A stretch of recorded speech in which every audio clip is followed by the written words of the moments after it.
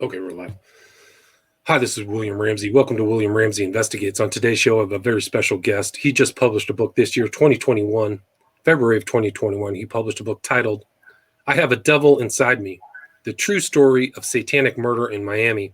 And his name is Tony Monheim, spelled Monheim. And Mr. Monheim is retired from the Miami-Dade Police Department, which he retired in 2004 after a distinguished 30-year career with his last 12 years being in the Homicide Bureau. He also had 16 years in the Robbery Bureau, and he also teaches criminal investigations courses. And his website is www.homicidetraining.com, so you can check out some of those criminal investigation courses there. But again, this book is titled, I Have a Devil Inside Me. Pretty graphic information, so I just would like to give a warning to the listeners. It's probably not a good idea to have sensitive listeners or kids around while we're talking about this case. It's really an excellent book, very well written, and you can see the real knowledge of the former detective is in almost every every chapter of this book, but he can talk more about that. So, Tony Monheim, are you there? I am. Awesome. Well, thanks for agreeing to the interview. For people who haven't heard of this book, can you talk about your background and what your experiences were in Miami, and then what began as this case, I Have a Devil Inside Me? Sure. I spent 30 years as a police officer in Miami. I'm originally from Illinois. I got a law enforcement degree from Western Illinois University in Macomb, Illinois, and hated the cold, didn't like the winters in Illinois, so I decided I would move somewhere south. I didn't know where, but I thought maybe Miami. So I had never been out of Illinois at that point in my life. I traveled down to Miami.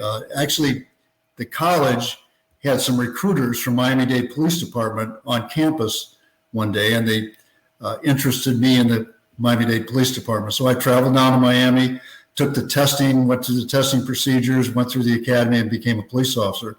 And initially, for the first 22 months of my career, I was a uniformed police officer, as all cops do when they start out. And from there, I went to robbery. I became a robbery detective and a robbery supervisor, a robbery sergeant, for the next 16 years.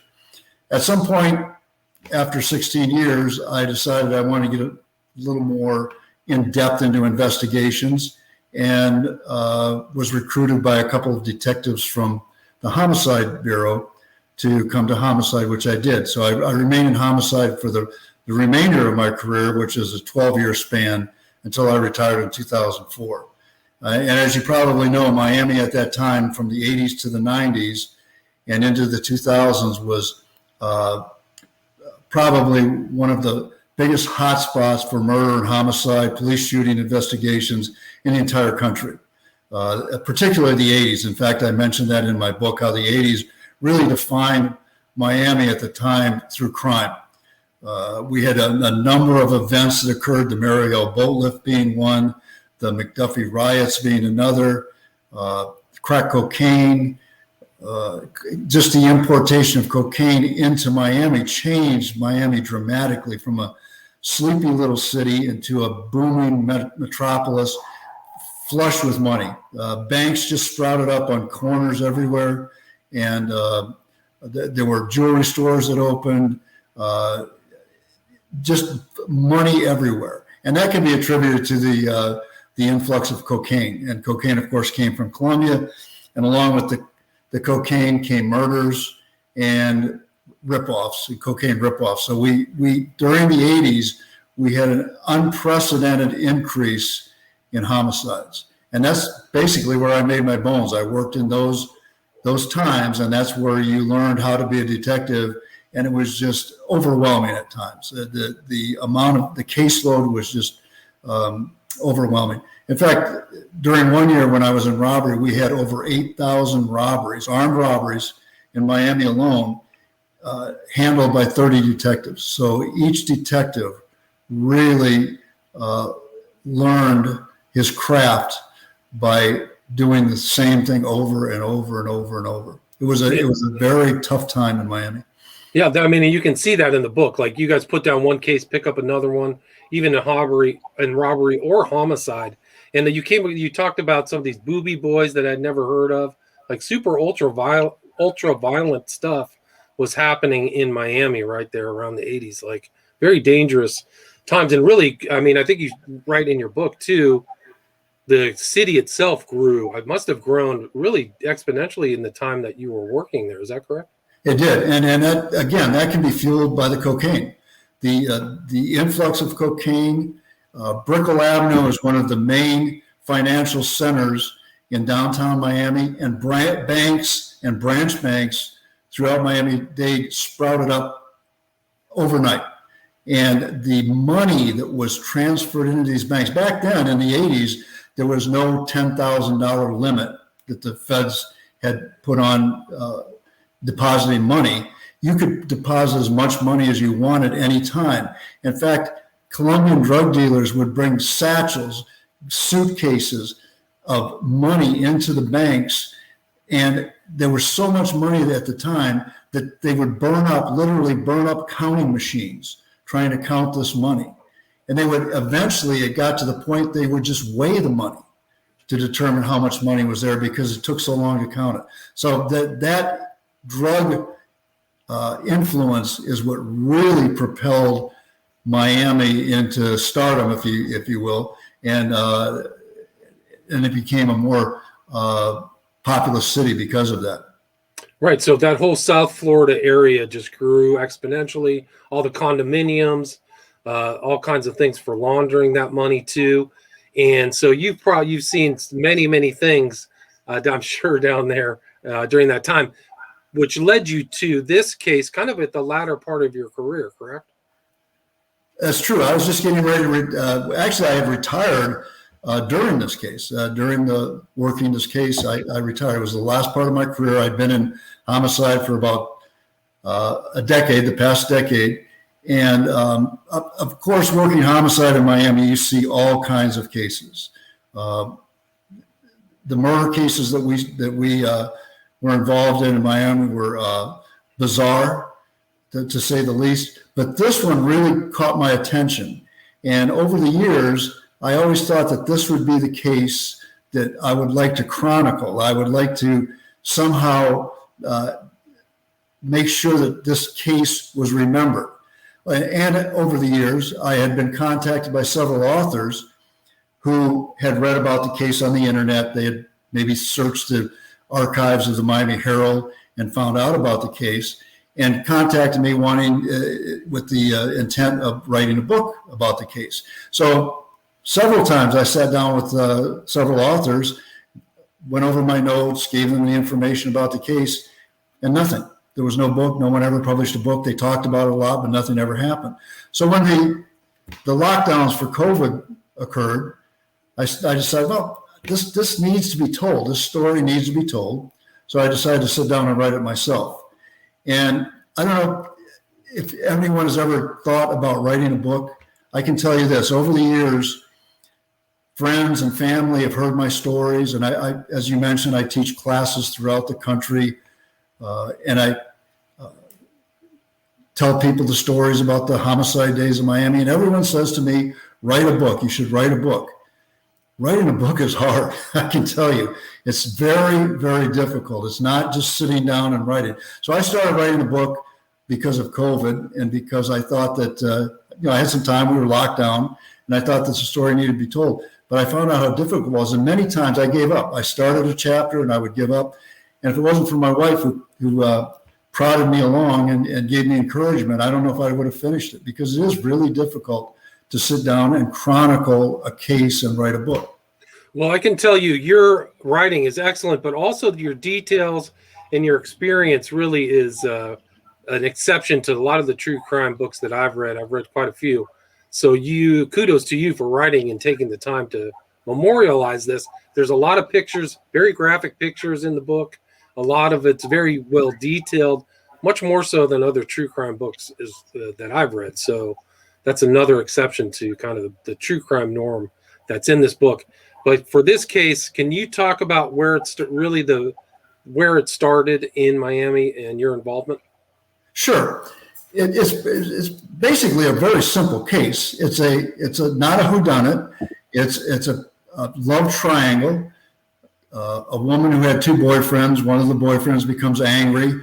He's a Satan worshiper. He's not only a Satan worshiper, but he's into all kinds of different, what are known as, I'm sure you know, the left-handed path, Pae Mayumbo, Santeria, Voodoo. He dabbled in all of these, but primarily in Satanism.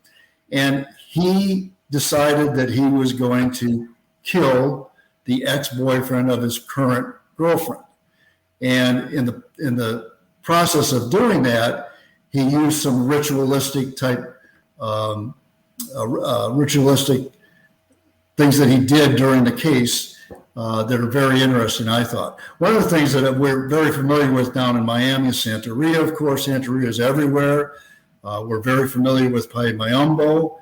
But in this case, because he was so involved in it, I really took a nosedive into some of these occult practices and learned a lot about them, particularly Pae Mayumbo. We had a medical examiner by the name of Charles Wetley, who unfortunately just died a couple of years ago, who had offered a class at the medical examiner's office on some of these occult practices. And that's where I learned most of the forensics and how they're involved in homicide investigations from Dr. Wetley. In fact, I mentioned a case that he handled in my book.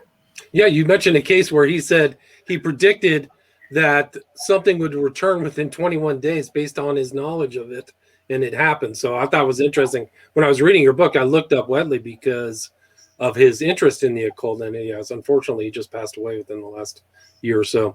But the real case starts with the finding of a body part, right? Sure. Two young boys are taking a shortcut through an open field in Brownsville, which is a section of Miami. It's a inner city section of Miami. And they see what looks like a severed leg in some plastic bags. And they're thinking this is maybe some type of trick. Maybe some of the older kids are playing a joke on them. But as they get closer and start to prod the bag with a stick and turn it over, they realize that it is, in fact, an actual human leg. So they run home and they tell their parents, and their parents call the police. And as the first initial uniform officer gets here, not only does he realize that this is a human leg and the left leg, but he also realizes that there is probably a body about 30 or 40 feet away, encased in two garbage cans that have been forced together. He can tell this by the stench, by the smell of death that's coming from these garbage cans, and the infestation of flies that are covering not only the body inside, but the outside of the cans. Right. So that's where it really starts. And that leads to try to identify who this person is. What happens once that person is identified? Well, we go to the trailer of the suspect. His name is Lazaro Galindo. He's 20 years old. He's a Latin male. And as we knock on the door of the trailer, when he and his girlfriend, who was the other part of this love triangle, open the door, we can tell that they're startled, that they're wide-eyed, and we can tell that they're trying to hide something. So as we walk in, we see that this trailer is a mess. It's just filthy dirty. But in a corner of one of the rooms is a Pae Mayumbo shrine, which he refers to it as a shrine, which is, you'll see pictures of it in the book. It's a kettle with a machete and some metal objects, a knife and some other things stuck down into the cauldron. I believe it's called a penda is what they refer to it as in Pae Mayumbo. And there are some trinkets that he's offered as sacrifices to the spirits. Pae Mayumbo believes in one God, but many stronger spirits that can be used to aid a person in their life and help them with their problems. Very similar to Santeria, but much darker than Santeria. Santeria is considered a white magic religion. Pae Mayumbo and Voodoo are considered black magic. So these come all the way back from West Africa. So they come up through the Caribbean. The practices are going back to like old voodoo type stuff. So they go back as far as the 1500s in Africa. And when the slaves were captured in Africa and taken to Cuba, they were forced to convert to Catholicism and to abandon these religions, which of course they didn't do. They kept secretly engaging in this paye mambo. Paye, of course, in Spanish means stick. So you'll see in a lot of these cauldrons and around these shrines, small sticks that have been placed near the cauldrons. But that's true that even though this is similar to voodoo, there are some remnants of Catholicism that you see in these too. So it's a hodgepodge of several things, particularly Santeria and voodoo and Catholicism. Right, and these like offerings are supposed to go to manifest some spirit too, right? So they're throwing chicken feet and blood, really gnarly, and the pictures of the cauldron or kettle, very dark looking, machetes and really sinister kind of thing. And there was blood on the walls too of his trailer too, right? Exactly. He would sacrifice animals. He would sacrifice lizards. Of course, there's abundance of lizards and iguanas down in Miami just running free. So he would capture those and kill them, sacrifice them, drain their blood into the cauldron, maybe pigeons or cats, dogs. Some of these shrines, the people that keep these shrines even go so far as to kill horses or cattle to sacrifice to the shrine. And you're correct.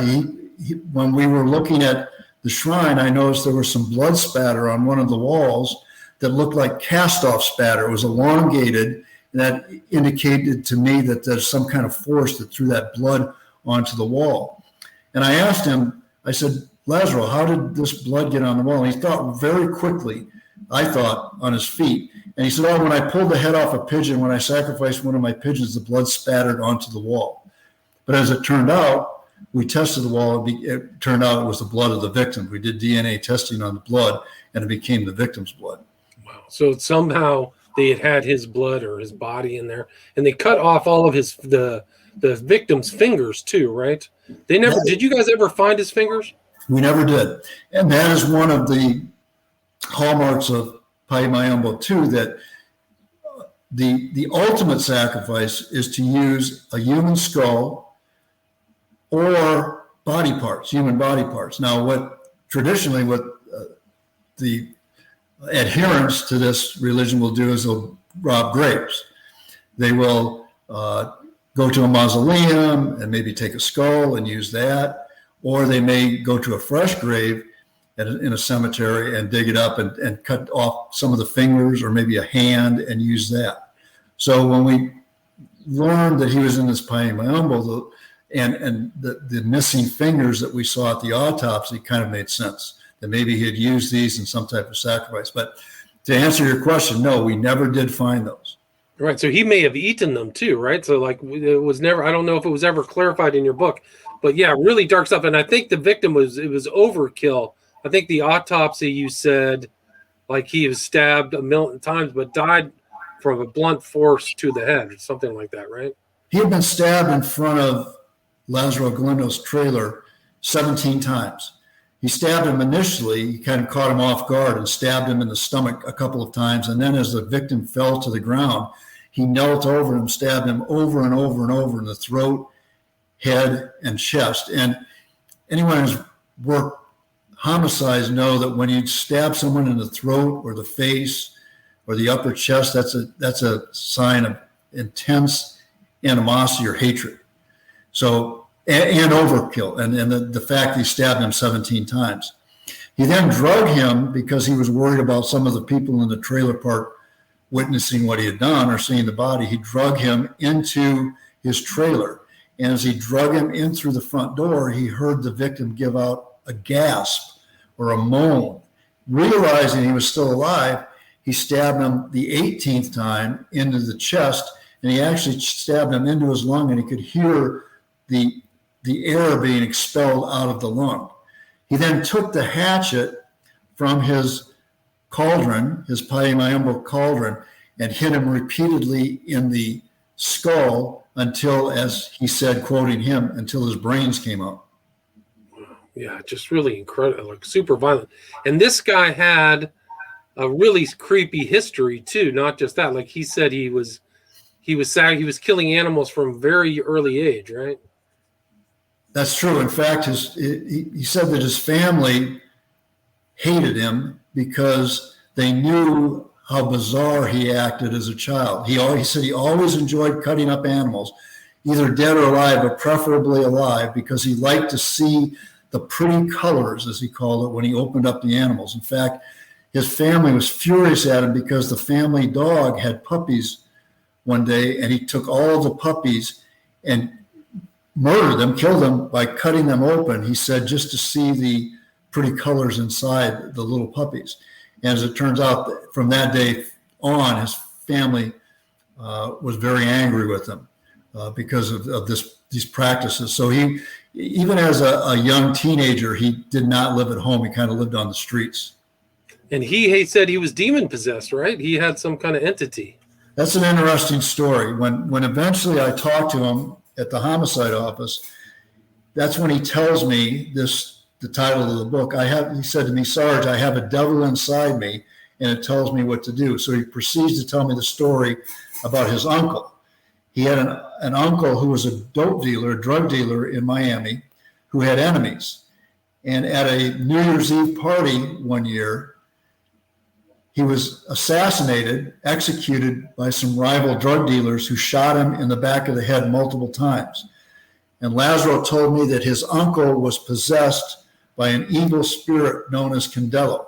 The moment that his uncle died, that evil spirit jumped from his uncle into him, because he was standing there next to his uncle when he was executed, jumped into him and has possessed him ever since. Wow. So, and it was like, the way you portrayed it in the book is that this entity or being or Candelo was telling him how to conduct all these crimes. Exactly. Right? Exactly. He told Candelo, supposedly told Lazaro how to get away with the murder.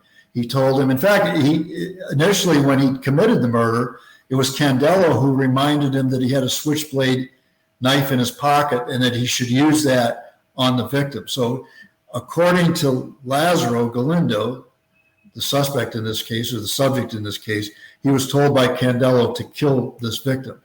And after he did kill him, Candelo told him, you need to get him out of the street. You need to drag him into your trailer. You need to get rid of any evidence. So he told him to put him in the bathtub, which he did. He drug him into the back bathroom, into a bathtub, and to run hot water on the victim to get rid of any fingerprints or any evidence, which he did. And at the autopsy, the medical examiner and the detectives on my team were kind of stymied, perplexed by the fact that only the upper half of the victim's body was decomposing. In fact, his face and neck and upper chest area were composing faster than the rest of the body. So there was almost a line at the waist, at the belt line, where the bottom half of the body was not decomposing, but the upper half was. And it wasn't until we obtained a confession from Lazaro that we realized this was the water line from the tub. He had dragged him in the tub. The tub was not big enough to fit the entire body in it, so he stuck the legs up, and the hot water was forced down onto the chest area and onto the upper part of the body, and the hot water accelerated the decomposition, and that's why there was only one part of the body that was decomposing as opposed to the other part. Right, so it's super brutal treatment of the body, and also Galindo had something that's common often in like really brutal crimes, is that he had cuts on his hand that implicated him, right? Exactly. That's very typical in a homicide where there are multiple stab wounds. We see it a lot as homicide investigators. One of the things that people don't realize is in the frenzy of stabbing, they stab themselves. This is called self-wounding. So self-wounding is part of multiple stab wounds. In this case, of course, we had 18 stab wounds. And while they're stabbing a person, they don't realize that the blood is coming back up onto the blade of the knife and on the handle of the knife. And fresh blood is very oily and slippery. And the person's hands, the attacker's hands will slip down on the blade of the knife and they will self-wound themselves. Also in the frenzy, many times they'll reach back to stab. And of course, a stab wound is very painful. So the victims tend to fight back. And in the fighting back, in the ferocity of the attack, the attacker tends to stab themselves many times. Many times it's in the lower buttocks or the back of the thigh as they swing the knife around to attack their victim. And that's exactly what Lazaro Galindo had. He had self-wounding on his hands where his hands slipped down on the knife, and he also had wounds to the back of his legs and his upper thigh. Right, and you show that in the book. I mean, there's a lot of really great kind of forensic pictures and things like that of this whole case. And he also said that, I think he said he had an overwhelming desire to eat flesh and drink blood. So this guy was a real piece of work. I mentioned that in the book, I mentioned I've been in close encounters and small interview rooms with hundreds of suspects that I've interviewed, and some of them that would make Academy Award-winning actors and actresses envious of some of the stories they tell me, and some of them are bizarre, but this was one of the strangest I've ever heard. He began to tell me that Candelo, the evil spirit that dwells within him, was insisting that he kill the daughters of his girlfriend. She had 2 daughters, and he wanted the oldest one killed first as a sacrifice. And he also wanted him to eat the daughters. He wanted them to cannibalize the daughters. Well, Lazaro said he was resisting this strong urge to eat human flesh. And so in order for him to combat this urge to eat human flesh, when his girlfriend was menstruating, he would drink her blood. And this would quell that urge to eat human flesh. And so again, Candelo was implanting this in him, wanting him to eat the daughters of his girlfriend. And Galindo told you he was glad that you caught him, right? Because he felt like he was being taken off the street or whatever. Like he knew that he was dangerous. He did several times. In fact, when I booked him into the jail, he said the same thing. He said, "I'm glad that you got me." He said, "If you don't stop me, I will kill again. I'll do this again. I can't stop. I'm glad that you got me." He said it several times throughout the course of the investigation.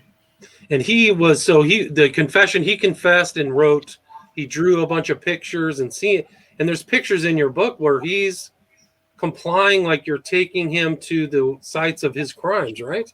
He did. We refer to that as taking him on location. So we took him on location to point out specific spots, particularly one where he dropped a leg, which was near Brownsville Elementary School, which is kind of interesting because he attended Brownsville Elementary School as a child, and he knew about that vacant lot across from the school. So he had used that lot as a shortcut when he would go home at night from school. So he thought that would be the perfect place to dispose of a body in the wooded area there. So that's where he threw the leg and the body. Now, of course, Galindo is telling him to do this, but I don't think Galindo had any intention of him dumping the body 30 or 40 feet away from the leg. I think that Galindo would have been smarter than that, and he wanted him to dump it someplace else, but he didn't follow Candelo's instructions to the T. And he said like Candelo was smart, like he thought the demon was intelligent. I mean, so much. And you suspected that this wasn't his first crime, although he never divulged anything to you, right? I did. And even the members of my squad, we all thought that because it just seemed too easy. It just seems so simple for him to do this and try and get away with it. I mean, he made some colossal mistakes. There's no question about it, the way he disposed of the body, et cetera. But it just, the way he disposed of the body, the way he tried to, the way he cut off the fingers, the way he tried to dismember. And that's the reason the leg was found in the open field is because he thought he would dismember the body and spread it throughout Miami-Dade County. However, as anyone who has ever dismembered a body finds out very quickly, it's really hard to do. It's difficult work. And so he just gave up after he cut off the leg. Then it was just too much for him. He decided just to dispose of the leg. Now, the reason Candelo told him to get rid of that particular leg is it had on the calf a tattoo of the victim that said Argilio. And when we published that information to the news media, the victim's son, who was 22 years old, came forward, contacted us at the homicide office, and that's how we identified who the victim was. He said, my father and I both have tattoos, Argilio, on our leg. I'm Argilio Jr., he's Argilio Sr. We both have tattoos on our leg that I gave him as a present the past Father's Day. We both had the tattoos done at a tattoo parlor for a Father's Day present. So that's how we identified the body. That was it. And you had a very detailed section in your book, chapter 3 or 4, where you discuss how hard it is for murderers to get rid of bodies and how they don't think it through.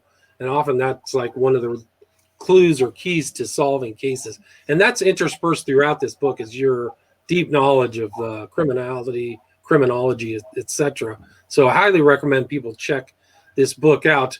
And you kind of had to fall. Like, I think he didn't go to court for like 3 or 4 years after his arrest, right? 7 years. Wow. 7 years. He fired. You were retired, right? Yeah. I was retired. He fired 5 attorneys. We went through 3 different judges and I don't know how many different prosecutors until it finally came to trial. And he eventually decided he didn't want any attorneys and he was going to defend himself. The judge, of course, tried to talk him out of that because he knew that it would be a fiasco in court, which it was. The trial was a circus, but he also wanted to have the witnesses and the jurors sworn in on the Satanic Bible rather than the Holy Bible. He requested that the judge allow him to wear certain satanic gear, satanic garb. He wanted to wear a black cloak. He wanted to wear a pentagram into court. He wanted to wear certain satanic rings, and he wanted to have the jurors and the witnesses sworn in on the Satanic Bible. Right, and I think you said that he was a member of the Church of Satan by then, so he was all over the place in his ideas. But he really, I think he wanted to be like called the Lord or something, or God. I am God is what you said he stated. So he had all. As one of his aliases, when he was arrested prior to this, he listed his name as Lord Diablo Galindo. So he even had these fantasies years earlier. Right, and a fairly young guy, 20 years old, not too old. So somehow he developed very different than other people. Like his background must have been really strange to be how much Palo Mayombe. Like you and I talked in the pre-show about this guy, Jesus Adolfo Constanza. His mom was a witch. He was involved in that.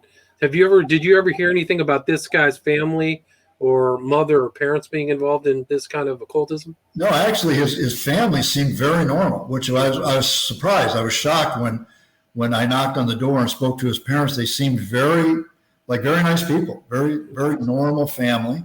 They showed up during the trial and sat in the front row supporting him throughout the trial. Every day they were there, but they're just a normal Latin Cuban family in Miami.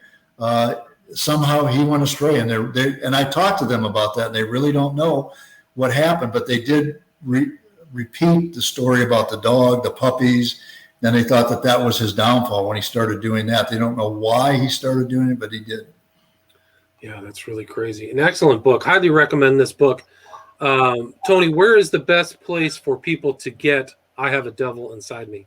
Amazon. It's published through Amazon. And if they just go to the Amazon website, you can either get a hard copy or a digital copy. I would recommend the digital copy if you have a Kindle because the pictures are much more clear. They're sharper in the digital copy than the hard copy. Right. And there's a lot of pictures. It's a very detailed story. And you can see a picture of this character, Lazaro Galindo, who's still in jail. They sentenced him to 35 years plus a whole life sentence, right? So he's never getting out. He was sentenced to violation of probation for 45 years, 2 weeks before he got the life sentence. Unknown to us, he had been on probation for lewd and lascivious acts with a 13-year-old girl. And when we arrested him for the murder, the probation officer told us about that prior case. So he received 45 years for the violation of probation, and then the judge tacked on a life sentence after the 45 years ran out. So it was consecutive sentences. So he will, in effect, die in prison. Right. I mean, it's incredible. And you followed this case. You went to the trial too. So you kind of reached out to him, but he didn't really want to talk with you, right? I did. After he was sentenced, after he received both sentences, I went to the South Florida Reception Center to talk to him for two reasons. Number one, I wanted to find out if there were other murders, because my squad and I strongly felt that this was not his first rodeo. This was just too easy. There's an old saying that the first murder is the hardest and they get easier after that. And I thought that was true with Lazaro. However, and the second reason was I always thought that his girlfriend Yoslyn had more to do with this than he let on in his confession, at least in the disposal of the body. Maybe not in the murder, but I think she was somewhat involved, if not completely involved, in the disposal of the body. So I wanted to ask him those two questions, but he refused to talk to me. All right. So, yeah, something else. And your book has 49 5-star reviews, which is really an accomplishment for a first-time author. And if people want to check out your training and criminal investigation courses, it's homicidetraining.com, correct? Right. That's correct. And if there's a contact out there too, if people want to reach out to you or ask questions, sure. Is that a good contact? Sure. You can email me there at homicidetraining.com. Perfect. And again, the author's name is Tony Monheim. Book just published February 2021 is titled I Have a Devil Inside Me, the true story of satanic murder in Miami. Thank you so much, Tony. Sure. My pleasure. Take care. Stay there.